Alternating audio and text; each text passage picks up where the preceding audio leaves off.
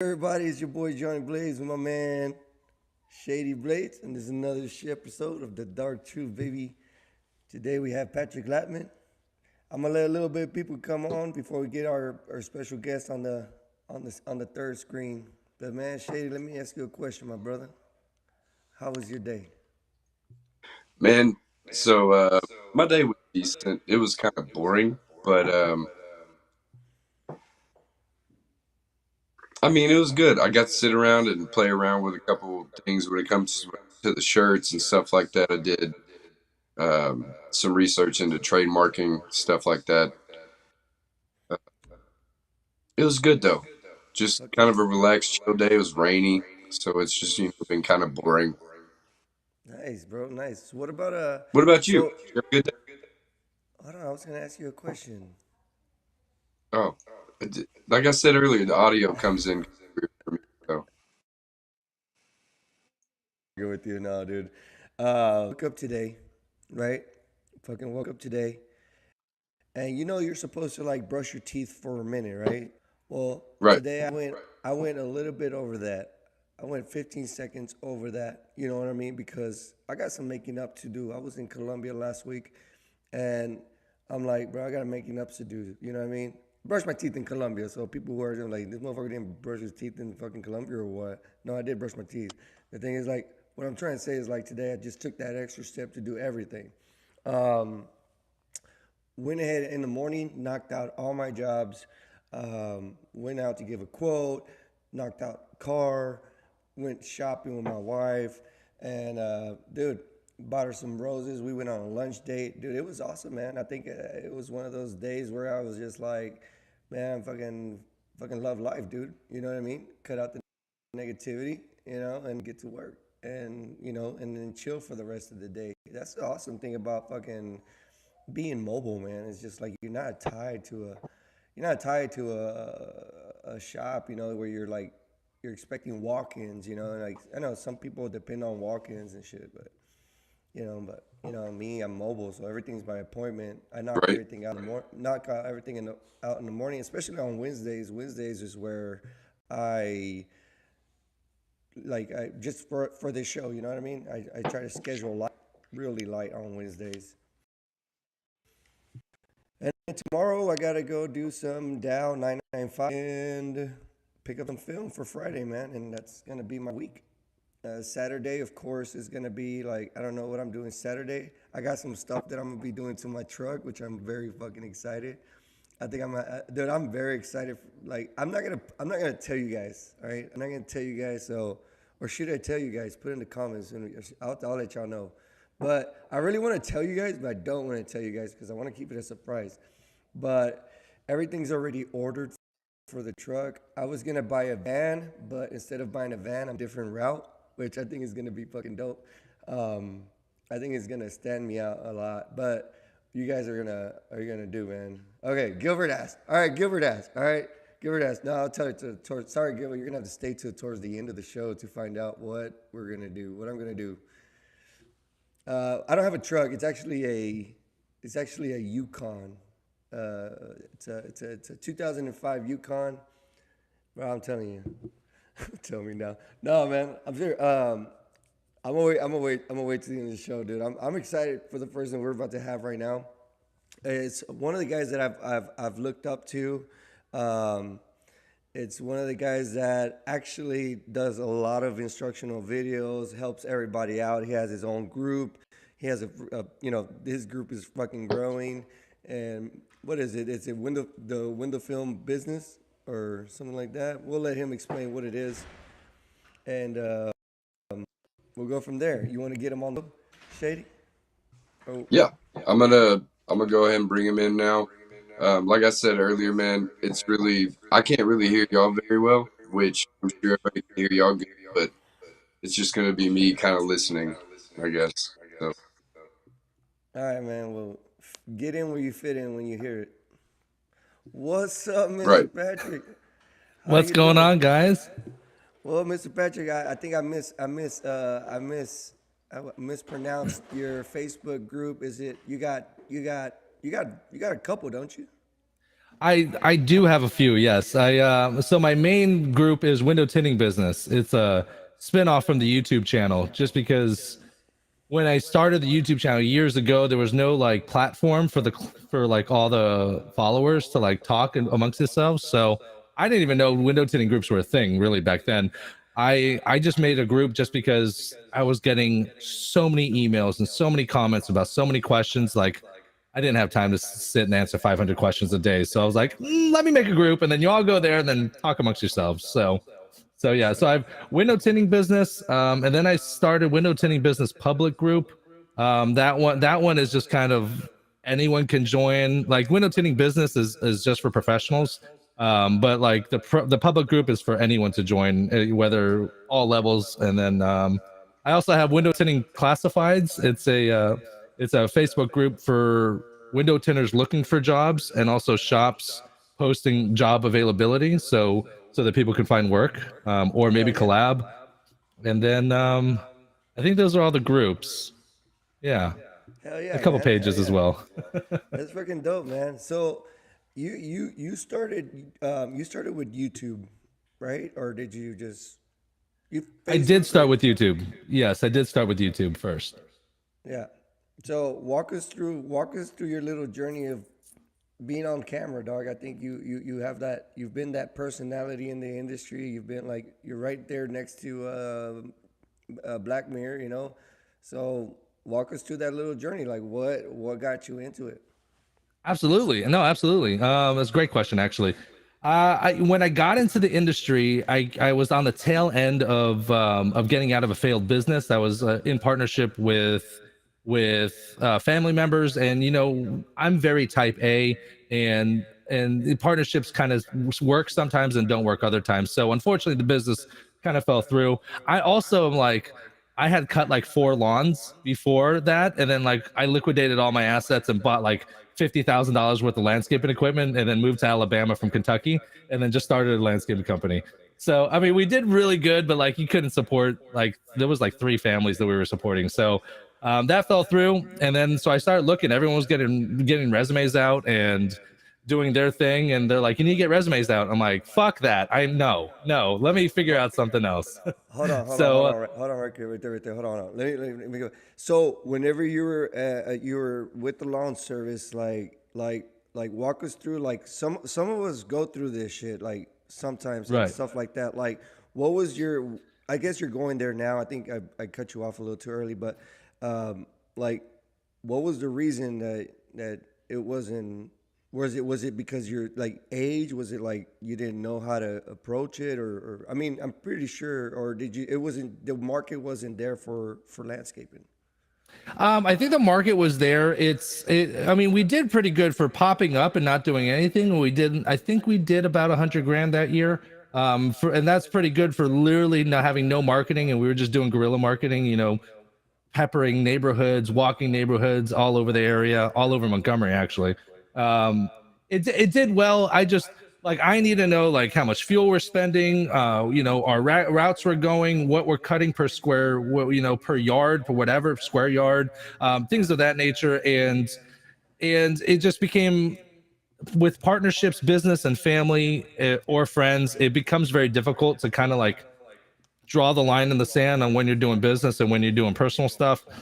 So it kind of just didn't work out. It wasn't going to work out for the long run. Maybe the business would have succeeded, but it would have destroyed like our personal relationships, and business relationships, where it just wouldn't have worked out. So Absolutely, dude. A lot of things happen like that, man, in life. I think is when you're whenever you're by yourself, you can only like if you don't make it, you can only blame yourself. But when you got people depending on you, it gets a little harder because you carry them on your back, and sometimes you got to be like, you know what, guys, good luck.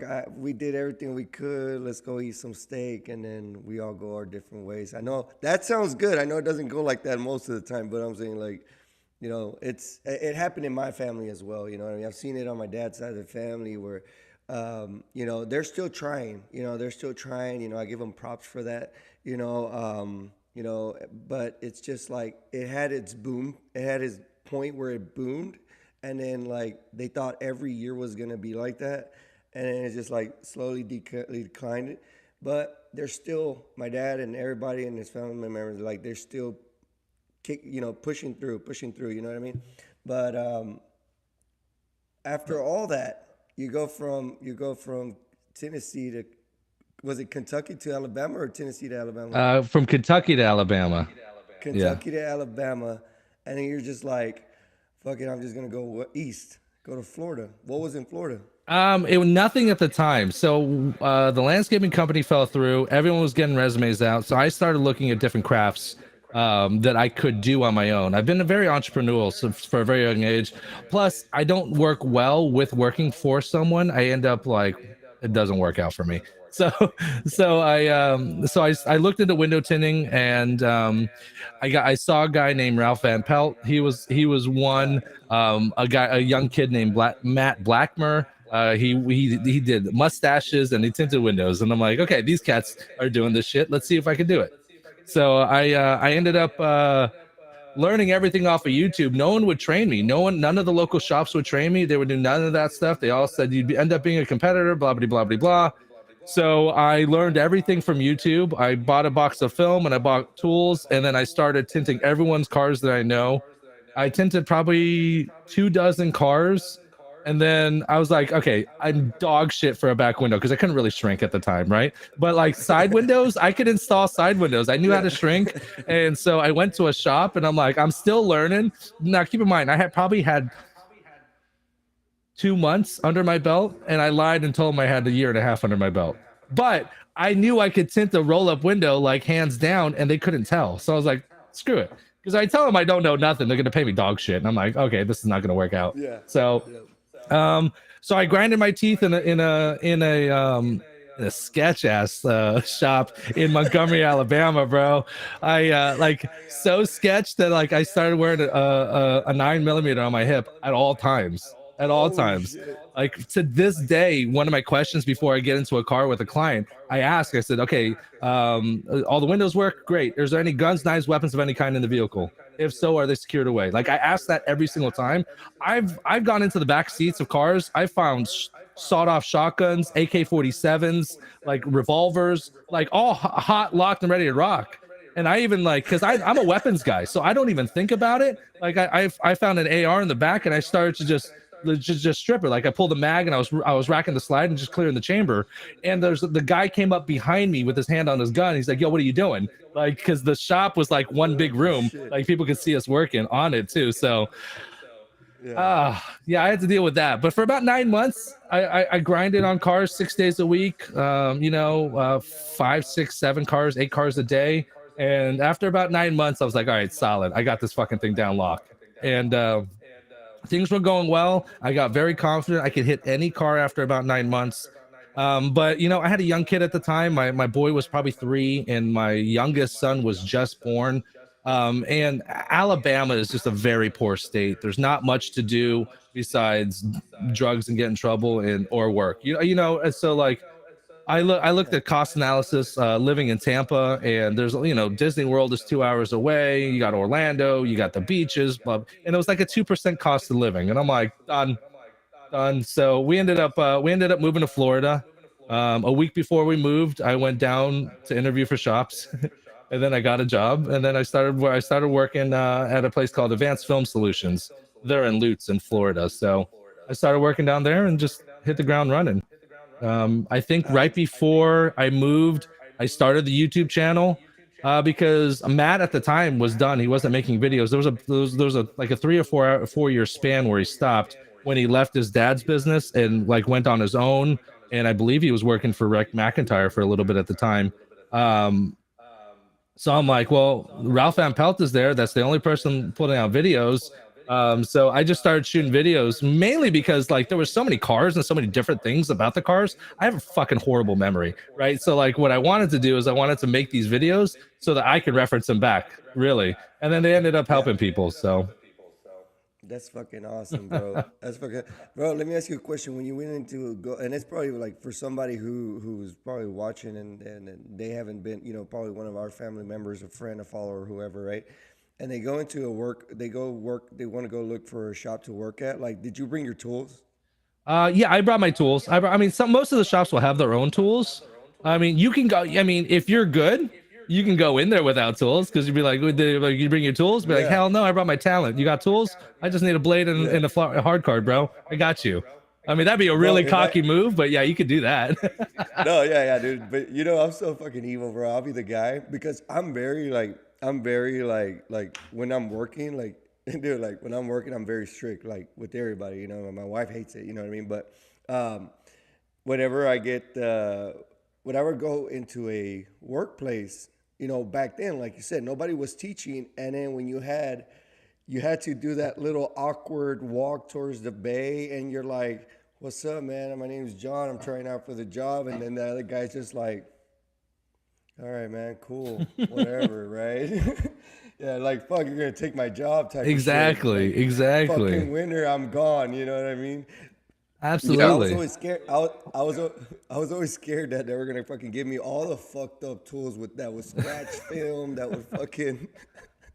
Oh man, no. I mean, I would bring my tools just because it's like I need the things that I'm comfortable with, especially if I'm going to show someone that I can actually do what I'm doing. Because sometimes, maybe you're used to a tank sprayer and they give you a spray bottle. Maybe you're used to an orange crush that was just softer and they give you a red line, which is the higher durometer, right? Like it doesn't curve as well on the back window as an orange crush. Like there's like little things could throw you off your game, and you want to perform your best when especially when you're doing an interview.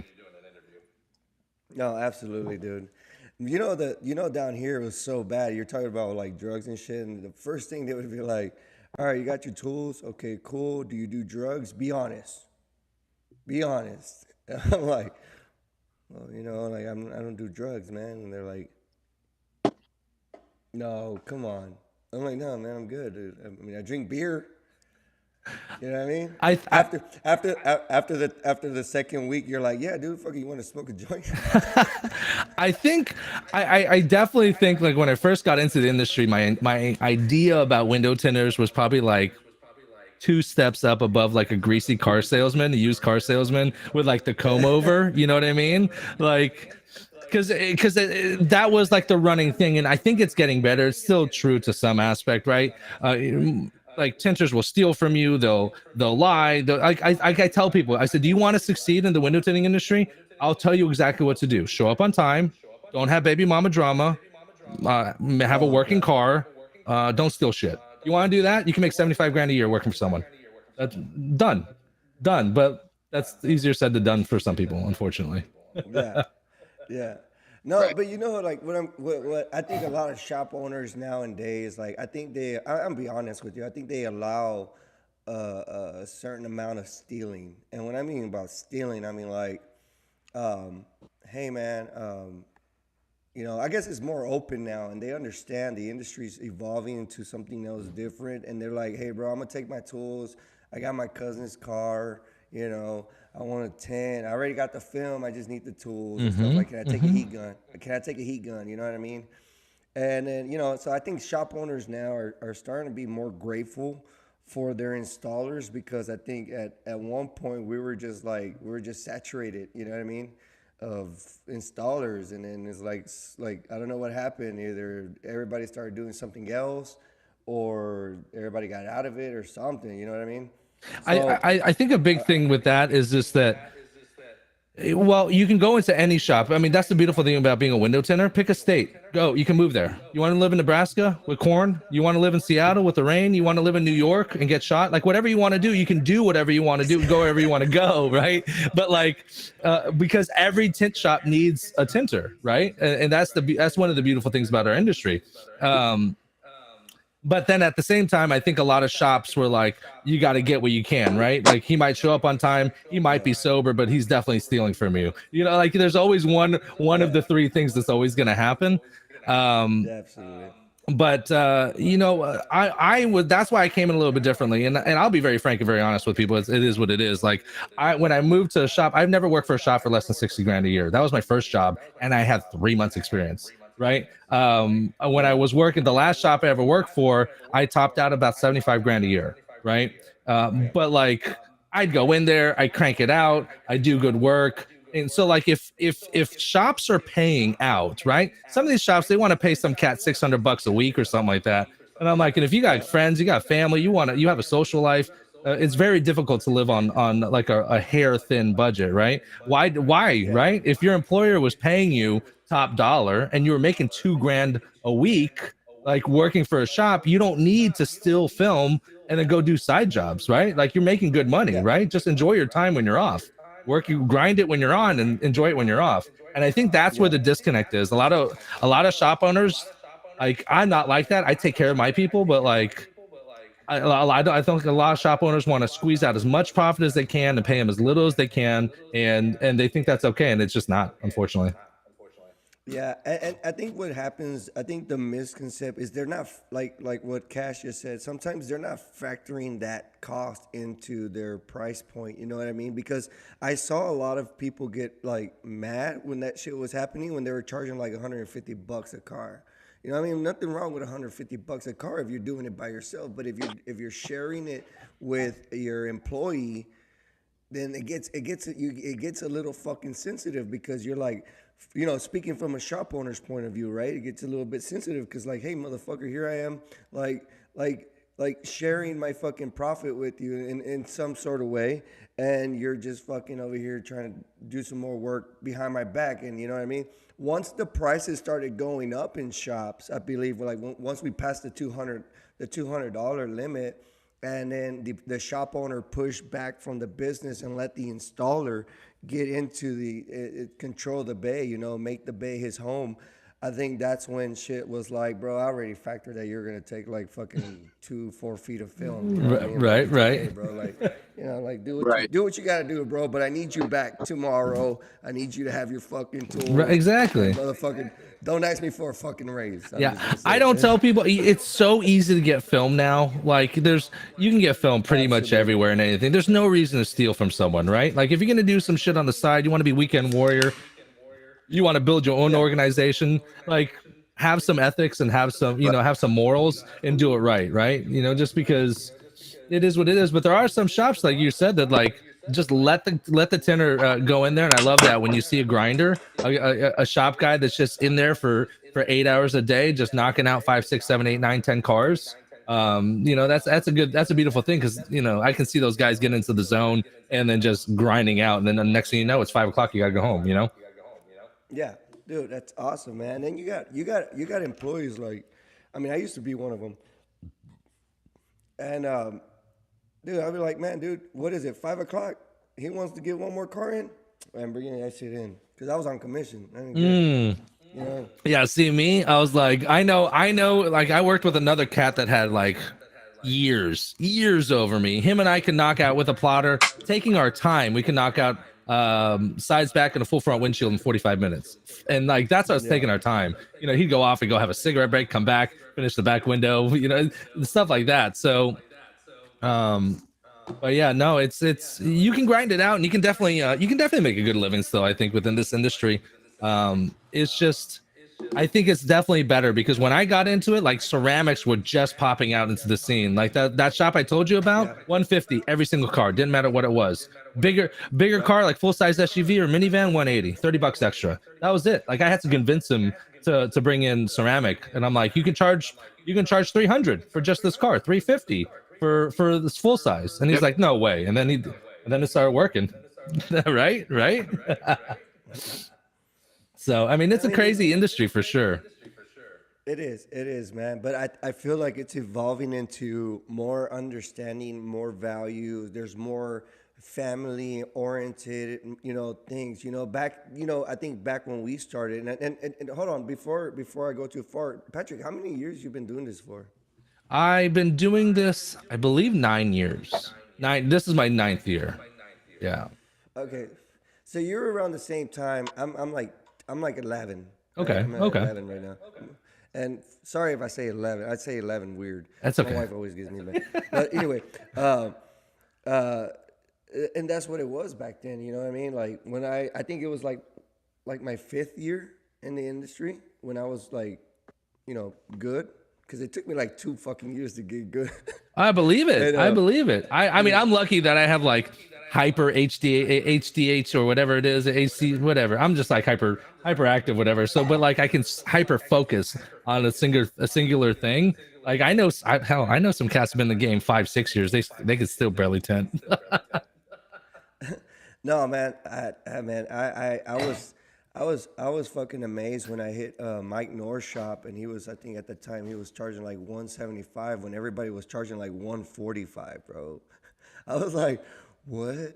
Like I remember we did a Tesla back then. We did a full Tesla Model S when they first came out and stuff like that. They were already around, but we had a Model S, so we did the whole car all in crystalline, sunroof, windshield. It was like me and like two other guys because that's some expensive film, and I remember like the end ticket was like 850. I never heard of that shit before in my life, That's bro. crazy. Yeah, That's yeah. crazy. It was like 850 at the time. You know what I mean? Like I might be shy, but I'm being like humble about it. But um, Mike can correct it later. But yeah, dude, it was fucking awesome, man. I was like working there. I learned a lot, shit, and I was like, dude, it was just like a game changer, dude. That's why whenever I see Mike Nor giving like little like business advice, bro, like y'all need to take it because that man has been through the ringer. Like he's been through it all, man, and I mean he's gone through installers, he's through it all, man. So I'm like, dude, like that's awesome. And I feel like from that point it just exploded. And now people are charging 1,200 a car. Like some people are charging almost 2,000 just window tint, bro. It just gets crazy, you know. Oh yeah, absolutely. Like heck, yeah. I mean, that's one of the reasons why I went into business for myself. Oh, Kyle Whalen in the chat. I see him, bad. The champ, baby. Hey, Sorry, when I shout see out, Kyle or Mike, yeah, right. I love shout out him, to love yeah. him. No, but to No, answer, go ahead, go ahead, no. go What were ahead. you saying? No, to answer Kyle Wayne's question, I'm in at the moment right now. I'm in Crosby, Texas. I'm like borderline of Houston, East Houston, and the country, like where the country starts. But now, There you go. There you go. yeah.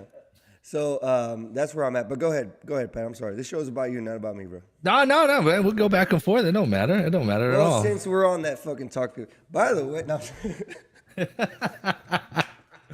Man, I'll fair warning because you got to keep me on point because I'll start telling a story and then I'll run on a tangent and run on another tangent.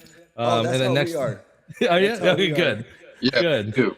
If I can actually be able to keep up with the conversation, I'll definitely say some shit. But I've been behind trying to listen on YouTube because it's coming into me like robot Jumbled. stuff. So everything sounds great on y'all's end. It's just I can't hear y'all well. So I'm gonna have to figure out what I got to do with this shit to figure it out. But I'm loving it. I'm not. I'm trying to figure out a way to listen better. So There you go, it baby. is There you what it go. is. It's actually you sound good, man. You're on point, so you're not lagging. Not like my ass and fucking. Hear Oh, shit so you're saying. So he can't hear. He can't hear you. It's all right. We're gonna figure this out. Okay, Don't worry about it. okay, we get it. You can't hear bullshit. Okay, we get it, bro. Dude. sure, whatever you say, John, I hear you. There you So go. There you go. it is.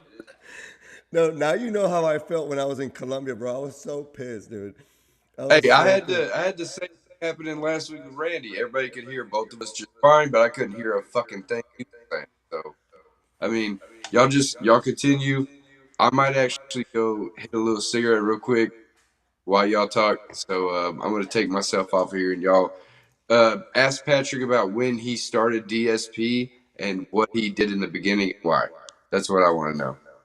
Oh, there you Okay. go. There you go, Shady. Well, I mean, I don't think I have to repeat it, but dude, go No, ahead. right? Yeah. So for those of you all that don't know, I do a number of different things. I own a window tinting company called Sun Solutions Tinting. I run a YouTube channel, which I haven't been doing a lot of content creation this year, and there's a reason for that. And then I also run Facebook groups and such. And then I also am the creator, owner, manufacturer, distributor of dry shrink prep and dry shrink prep products. So I mean, the long and the short really is that like I was with dry shrink prep. I was tinting cars and I was using dryer sheets for everything. And I was looking into dryer sheets and in the toxicity of them was like just insane. Connections to pancreatic cancer, connections to central nervous system issues, a number of just horrible things. So I was trying to find a way to be able to basically mimic the end result of a dryer sheet, but see if we can do it in a non-toxic way. Because at the time I'm like, okay, I have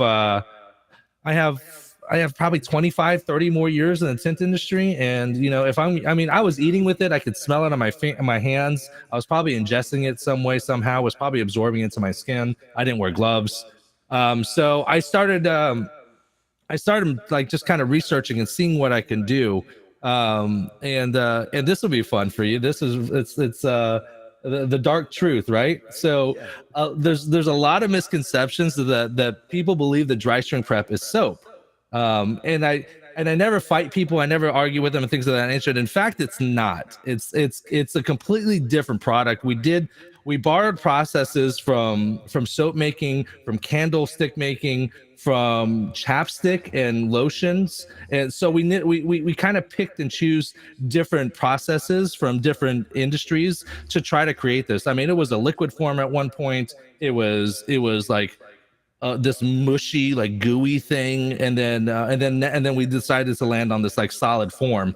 But it took years, right? So it took 2 years to develop dry shrink prep. From start to finish, it takes 6 weeks to develop before it's ready, and then another 4 weeks. I dedicated to testing the product. Right, I'd send it out to my tint friends, and then they'd use it in their shops and give me feedback. Was it how was the buildup? Was it laying thick enough? Was it laying too thick? Was the color too bright, not bright enough? Was the fragrance too strong, not strong enough? I mean, I even threw it in the oven to see if it would melt, because I didn't know if I would send it out during the summer, would people just get a bag of goo? And I'm Yeah, like, exactly. I mean, we researched it down to figuring out the pH balance. Like the pH balance will is at such a level that it won't like mold, it won't go bad. It has like a 5 year shelf life. And it'll be, I mean, if you have DSP for more than 5 years, you're not tending enough cars. It's not the Yeah. DSP's problem.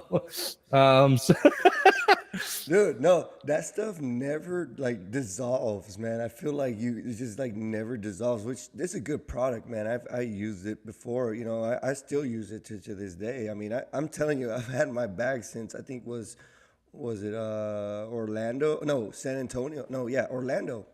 2 years ago Orlando. at Oh, the okay. IWFCT. In one of the Titwiz packages. Yeah, it was I a tint mean, with special edition. Yeah, we ran yeah. one of those.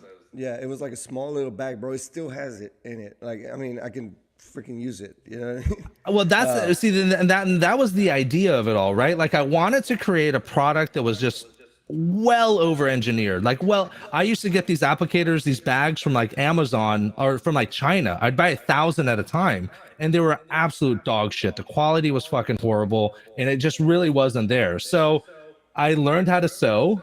I learned, and I learned all these techniques, and I handmade all the applicators at one point, which took me forever. I But bet, then man. now I have a seamstress that works for us, so she creates all the applicators, her and her team. She does an amazing job, great quality control. But like for people that do sewing or any type of fabric material, like we use high quality quilt material, we use strong Gutermann thread, we use real 550 paracord. If you want to pull that red string out and hang on it, you and 550 pounds can hang on it, and it Yeah. wouldn't like, it's over designed, right? And then at the end of the day, you can take it, you can turn it inside out, empty the products, throw it in the washer, and throw it in the dryer. It'll come out brand new. That applicator will last forever. That's awesome, man. So all you gotta do is just buy the DSP can, right? Like the bottle. Yeah, the refill jars. Yeah. I mean, so we don't have a lot of SKUs, right? And that was the thing, though. I did try to, we are growing. Like Tinter Battles was amazing for me. I had one distributor, Solar Effects. They've been a channel sponsor of me for years, and they wanted to support me, so they started distributing my product as well. But they were the only ones. I started going to manufacturers when we re-released 3 years ago ish, 3 years ago. The problem is I didn't create I didn't create a squeegee, I didn't create a handle, I didn't create a knife. I created a product that was unheard of, that's never been done before. People didn't know. No one knew if anyone was going to like it. No one knew if it was going to last. No one knew what tenders were going to think about it. So no one wanted to buy it, right? They wanted me to, like, a lot of people were like, just make 100,000 units and give it to everyone so that everyone could try it and everyone could test it. And I'm like, listen, I started off with a tiny little box of product. I started off with one product, right? And I sold that box, and then I made 3 products, and then I sold that box, and I made, it just kept growing from there. But I released it, and we were selling direct to consumer for 3 years. Right. I haven't spent a dime in advertising. I put everything back into the company, trying to increase manufacturing production, and I mean, learning how to run an e-commerce website, learning how to do fulfillment and weights and postal services. And I mean, it's a lot of work. No, no, no. um, Trust me, man. I know. My wife wanted. We were doing the salsas, man. We were doing good. The problem was the end product. Like once they got to the destinations, we were getting calls like, "Hey, man, the, it came in broken." I right. was like, Exactly. damn. And then we don't want to use plastic materials because we're sealing them in glass. We're doing what we can. You know what I mean? Right. So that was one thing that we just kind of like let's just focus more on the business. I think the salsa is gonna have to wait. I think everything in life is like that. Like you want to start something like from pure like enjoyment. You know what I mean? And I think Absolutely. that's why I think everybody gets into the window tinting and they start their own business because it's like, oh shit, like I love window tinting, and there's a lot of passionate people about window tinting because they're like maybe they were installing stereos and they hated it and they were like, fuck, I can make the same type of money um, tinting cars than installing a stereo in this brand new 2022 Honda Civic. You know what I mean? And then you fuck some shit up and you're like, fuck. You know what I mean? Of course, risk and rewards are different in different in different areas, right? But we just were like, you know what, like. We're just gonna leave it alone. We've enjoyed that the people who've bought it enjoyed it, and that's it. Like that's it. We're gonna bounce back. We're gonna bounce off of it because it was a lot of work for my wife. I mean, making salsas, it sounds easy, but when you're making like 100 jars, it's kind of Oh, like fuck. absolutely. So When you're manufacturing and distributing, you have to think of quality control. You have to think of consistency. Um, I dare anyone to buy 5 starter sets. They all look the exact same. They're all packed the exact same way. They're all stuffed the same way. Even the instruction cards are faced the same way. Like it's all about consistency and whatever. But like you said, it's a passion project, right? yeah, Um, and I've learned one thing. If I've learned anything, I've learned one thing in my life is that life is time or money. yeah, And at first, when you're first starting out, you have all the time in the world, right? So you trade your time for money. But then but you get to a point in your life where you've maxed out your time and you've also maxed out your money, right? So the time and money thing is, if you don't have the time, you have to spend the money. If you don't have the money, you have to spend the time on doing that. But when you get to a point where, like, you've maxed out your time and you've maxed out how much money you can make in a certain field, now you have to just figure out ways to make more money, because you can always make more money.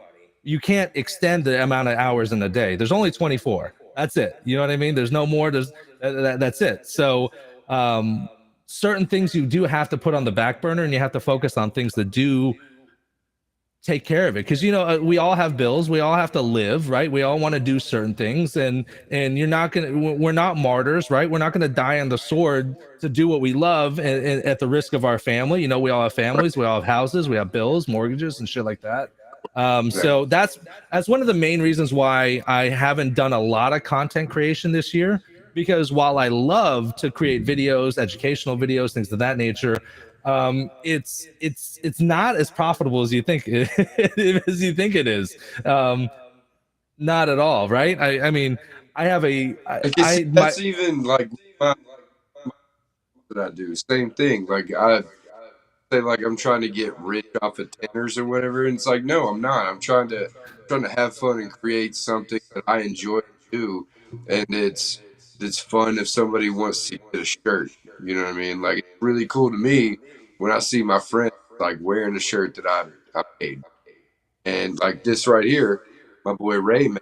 And I wear this shirt almost every fucking or this hoodie almost every damn day because it's a guy that I know that made this and I bought it from him and I'm like I'm gonna rock the shit out of it because that's what I want somebody to do if they bought my shirt, you know. Yeah, Not even like always give me credit for making the shirt or whatever you want to call it, but saying like posting a picture wearing it like Brandon Mills did today. Which shout out to him for this awesome fucking sign and this alien that he gave me.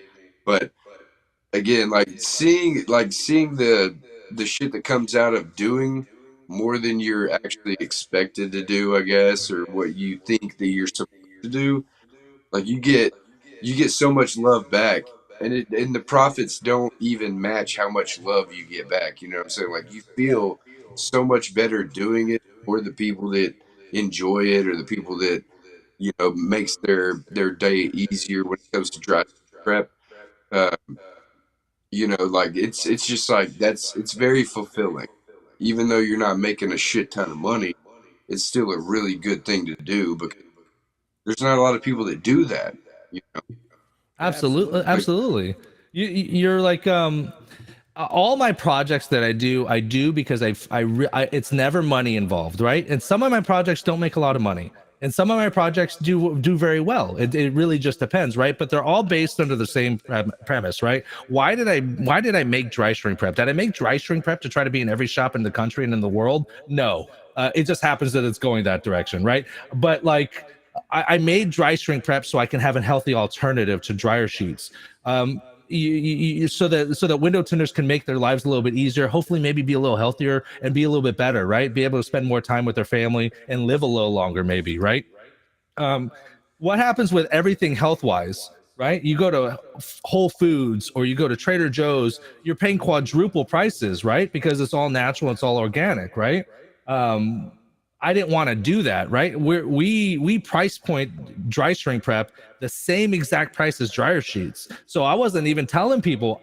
It's literally out of just like I want people to be better, right? I didn't tell people spend more money on a healthy alternative. You're already spending money on dryer sheets. Just move that the funds over to a healthier option, and you might like it, you might hate it, but at the end of the day, I think it's going to be beneficial, right? And if you attack things in that kind of way, same thing with my window tinting business. I don't sell snake oil. I believe that I provide a high quality service that helps people aesthetically. Their cars look better, keeps their car cooler. Their AC doesn't have to run as hard. Protects kids. Like, God forbid, there's an accident, it'll hold the glass in instead of blowing it out and blowing 1,000 pieces of shards on your toddler. Like, there, I feel like that, like my services are beneficial. Window tinting, the online presence, educational videos, instructional videos. It's because this industry changed my life, and and if someone wants to learn it, I want them to be able to have the tools so that they can do the same, right? So when you follow projects like that, I think just positive things happen. okay, so I also have a question about what you just said. How about how window tinting changed your life? Did tinting actually change your life, or did like your mindset that you got from being a window tinter change your life? Because that's a huge question. Because I've had this brought to me before. They're like, it's not actually you being a window tinter that's actually changed your life. It's what you've learned and what you've grown from and what you've like put in place in your life to make it better because of what you've learned in window tinting, not just because of it, but the things you actually, like it's the same thing with like you growing up. Like you don't learn everything growing up. You kind of, me especially, like I'm learning things that I didn't know as a kid now because of growing up and learning it now. You see what I'm saying? Like it's not necessarily window tinting change your life. It's just the processes and the things you go through as a window tinter, shapes the way that you change the way you live in a way, right? I think that is a really awesome question. I think so too. So, and I think you're right. My life changed dramatically through the time frame in which I was a window tinner. Right, it was the first career that really made me any real money. I used to work at a bank. I used to work at a call center because I was a career server at restaurants for the longest time. I think I turned 25. I'm like, I don't want to be that. I worked at mortgage firms. I worked at banks, and I wanted to blow my head off. Like I was so bored. There was nothing there. And I always had this entrepreneurial aspect of it, but none of my projects ever actually worked. They never really made a profit. It was more like just spinning my wheels. And I think there was a portion of me that had the drive in me, just had to find the right vessel. So I think window tinting was the great vessel. It gave me opportunities to to do something that I felt fulfilled in, that I felt happy with doing. I can go into work every single day and tint cars, and I'll be a happy camper. Like I'll never complain. Like right, like I got an awful knife on my arm just because like it's like the craziest thing in the world to me. I'm like obsessive with it. But you know, and at the same time, I grew a family. I have bills to pay. I've been blessed Right. enough that my wife is a stay at home mom. You know, and there's trials and tribulations with life, right? And there's good things and bad things, and there's things you just have to roll with. Like my youngest son is 6 years old, and he's level 3 autistic, nonverbal with a learning disability. Like my little guy will be with me for the rest of my life. You know, he'll never move out, right? And those are just things that you kind of have to just roll with and do. And it's a motivating Always. factor that your family motivates you, but then you have a vessel that helps Right. Right. you Right. succeed. Hey, So not to So, get too much into it, but oh, what's a nonverbal autistic? The only reason why we're saying we had that event in Delaware mhm. for autism, and I never knew what that thing was. I'm sorry, I'm said thing, but I never knew what that disease or well, however you want to call it. And excuse my language, but that's the reason why I want to ask that question because, you know, uh, when you say nonverbal, like he does not speak or Right. So autism is a spectrum, right? okay, So and as they're categorized now, it's level 1 through 3. Level 1 is highly functioning autism, right? okay, And there's a very high likelihood that I have level 1 autism. After learning a couple of things and learning through my son, I am very different than most people. I think differently. I do things differently. It could be good. It could be bad. I don't know. It's worked out for me, right?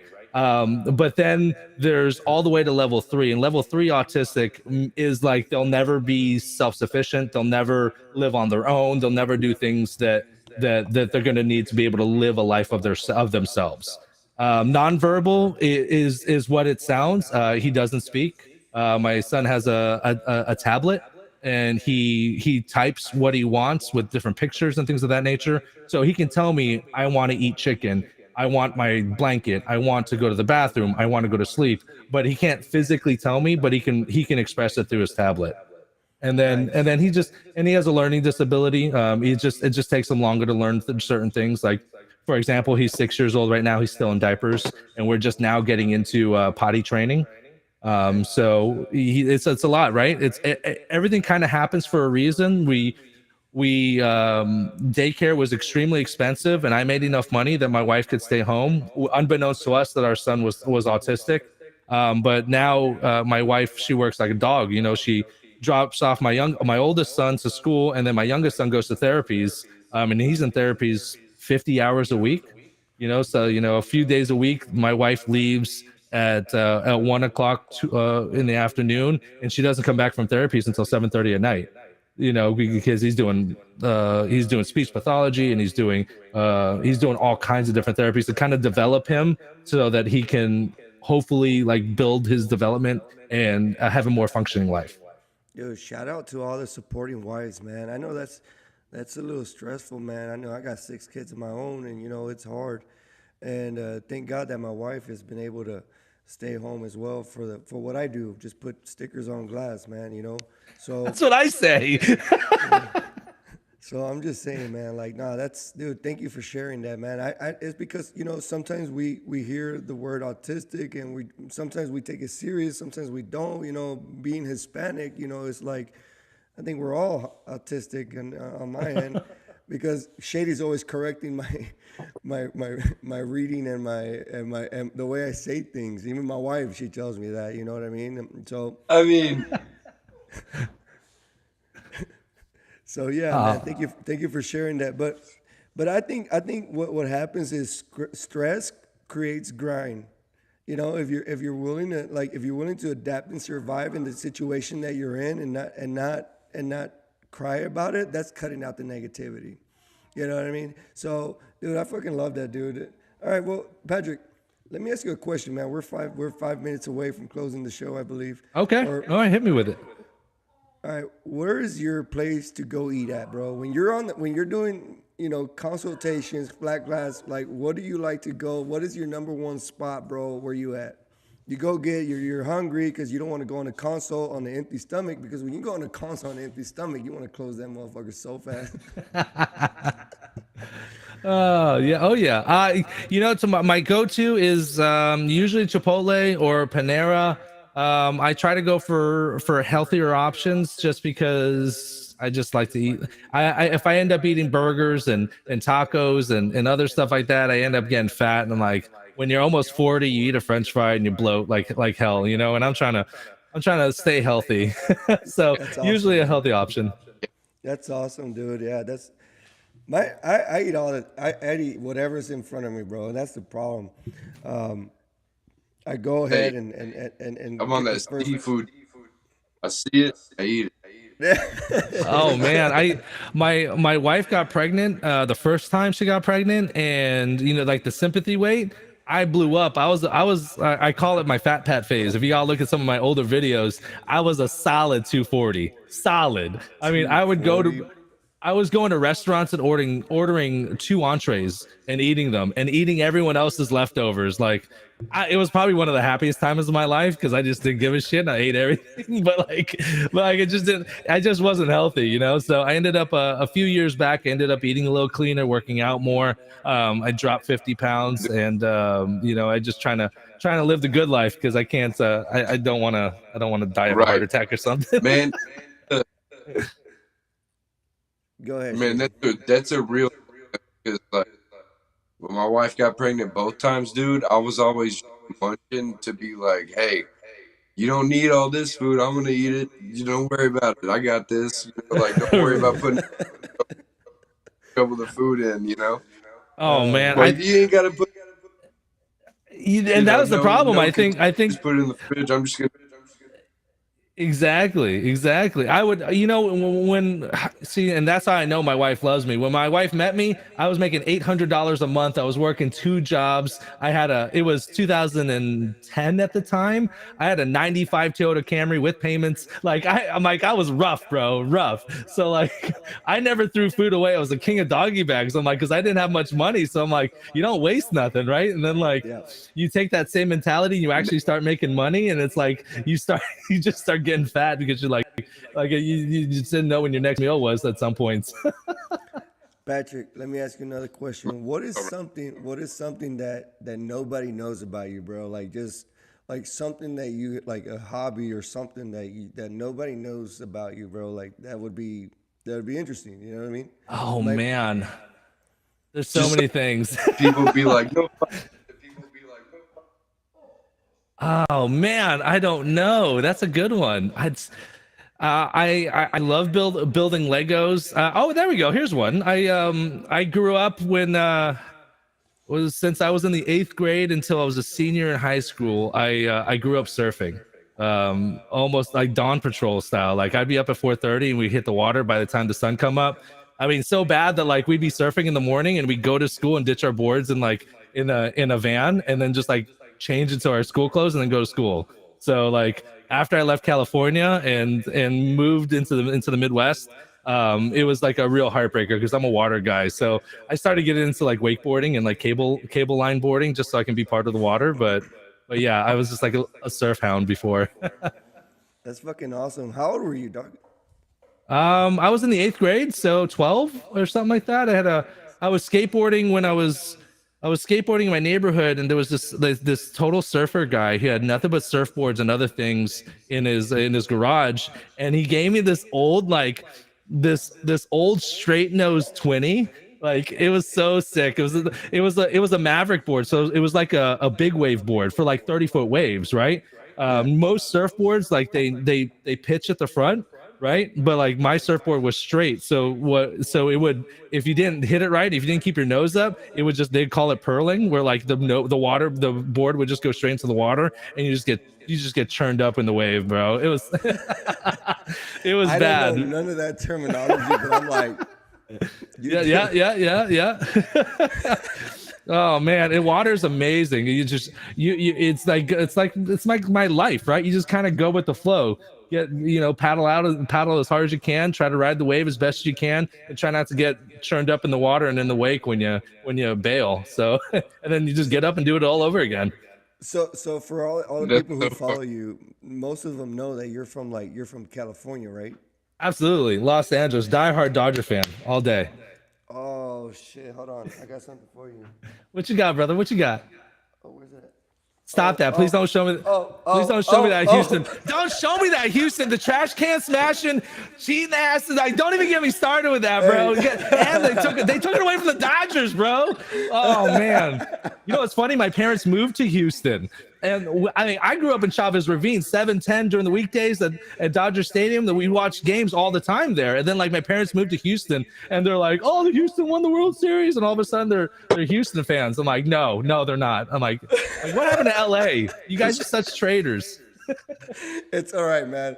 Texas is thanks to Joe Rogan, man. A lot of people from California are coming over here converting into Houston Astro fans. Don't worry about it. Oh man, the Dodgers will always Right. have a special place in my heart. No, Always no, have a no. special place in my heart. I have such a respect for the Dodger fans because they're straight up like they're like always, is Dodger everything. You know what I mean? They're either wearing the LA hat, especially in this Hispanic community. It's like Dodgers Oh, yeah. is like this shit. You know what I mean? So you got this guy from Houston being like, yeah, Houston. They're like, the fuck. Oh no. Oh yeah. Oh no. Like the only straight bill hats I wear are LA hats. Like I don't wear any other hats. Like I'll throw on a Tintwist hat from time. That's a working hat. But if I'm going out with the boys and I'm gonna wear a flat bill or something like that, it's LA or nothing. People buy me other things. I don't even wear them. I throw them away. I tell them to go return it, do something else because it doesn't have LA on it. I ain't wearing it. Like, someone tried to give me a different baseball team that wasn't the Dodgers at one time. I'm like, do you even know me? Do you have any clue who I am? Like, research, bro. Research. Oh my god, that's awesome, dude. I was in LA with Jesse with Face Window Tint. Bro, I always tell Jesse, the second time I went, I was like, bro, something about LA. It's like I was supposed to be here at some point, or maybe in my past life. I don't know. I was here, you know what I mean? And it's like a second home to me, man. I love it, dude. The people are awesome. I mean, it's just such a beautiful city, man. It's just got a lot of things like to do, like you said, like surfing. Absolutely. There's Absolutely. a bunch of stuff you can do, man. Like how often do you go back and forth to LA? I left in '02, and I went back a few times during the summer when I was in college. I never went back really, to be honest. My folks moved out of LA. I have some like 20-year-old friends from high school, but it's just like LA and California is different than it was in '02. Like before it used to just be Skid Row and that was it. The homeless situation there. It's up and down Venice Beach. It's down Santa Monica Pier. It's down Hollywood. It's everywhere, and you can't go anywhere. And I got two young kids, and I carry a gun, and I'm not trying to like go to jail. You know what I'm saying? Like Yeah. it's too much to worry about. Now, be me by myself would be a different story. You know what I mean? I got a couple fun spots I can go to, but it wasn't what it was 20 years ago, and that's cool. I mean, everything changes, man. Everything Of course. evolves, and that's why I love Florida. Florida's very humid, but it's very much like LA feel, right? You got sun, you got bikinis, you got the beaches, you have Orlando. Like I grew up in LA, and Anaheim was not too far away, and Disneyland was not too far away. So I'm a huge Disney hound, right? So like Yeah. it reminds me of LA without having to make the LA money, because that it's just too damn expensive out there. No, it is. It is expensive, man. But damn, man, I love the West Coast. It would always have a special place in my heart. Would be the West Coast.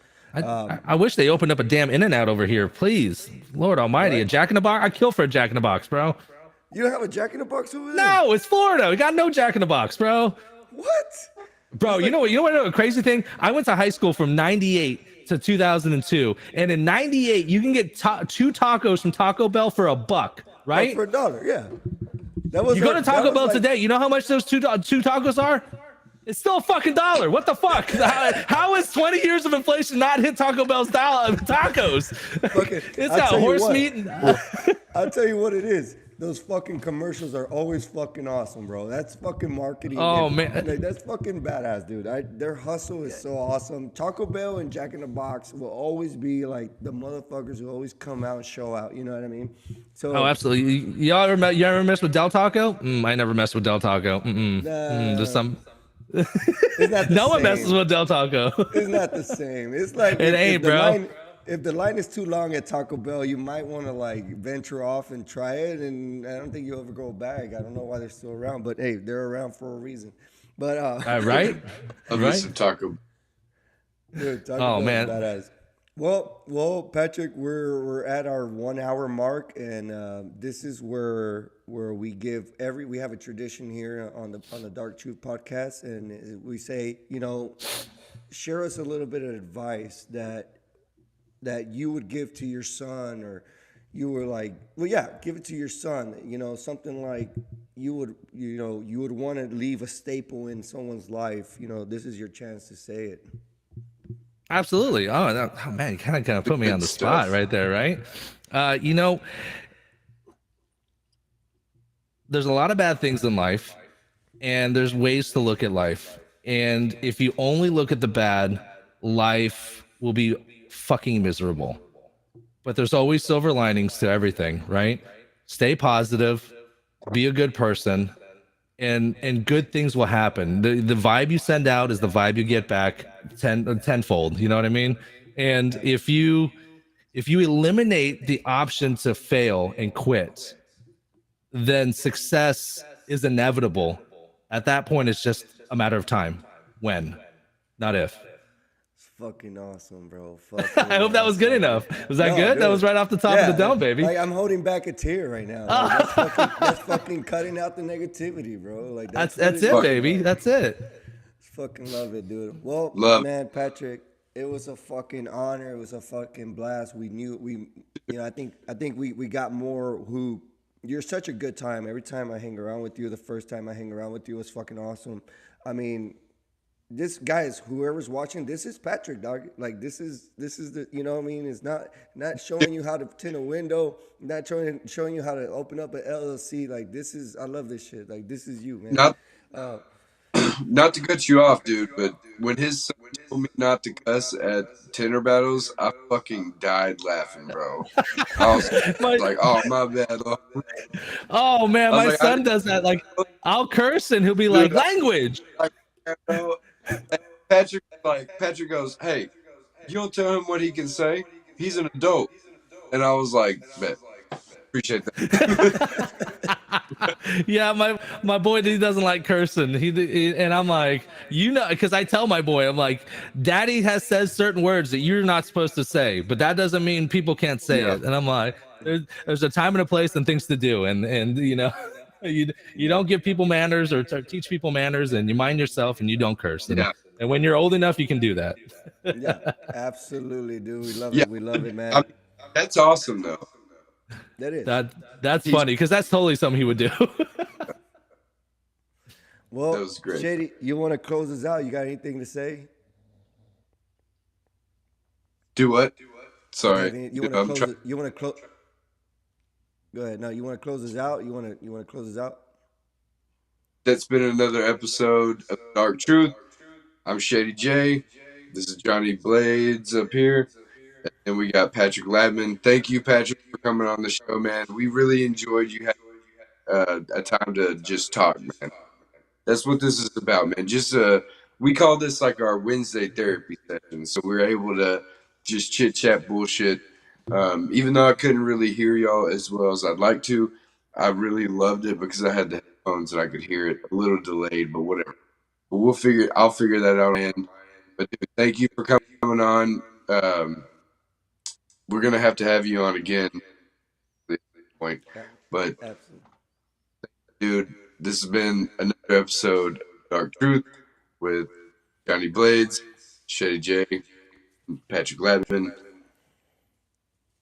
Good night, And guys. that's it. Love Thank you y'all. guys. I appreciate Thank it. It y'all was for very fun. Thank you very much, guys, for having me on. Thank you guys. dude, always, man. You have a good one.